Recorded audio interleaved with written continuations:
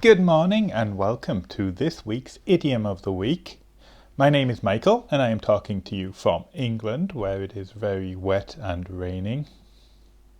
But never mind, let us look at this week's Idiom of the Week, which is Party of the Decade or Party of the Century. So why are we interested in idioms? Well, first of all, idioms are very important in the vocabulary section of the IELTS exam. If you would like to score a Band 7, Band 8 or Band 9, then you must use idiomatic language in your answer.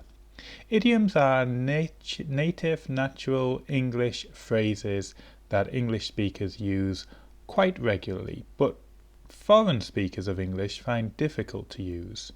So let's look at this week's Idiom of the Week. It is Party of the Decade or Party of the Century.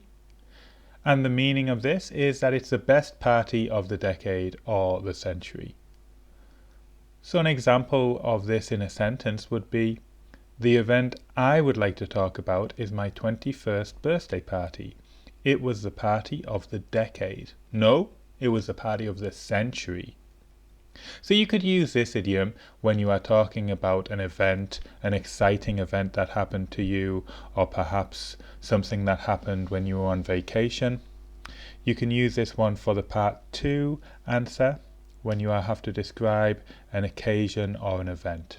Please use this in your answers as it will help you get a high score in the vocabulary section of your IELTS test. And if you would like to get an even higher score, you can contact me directly for private lessons.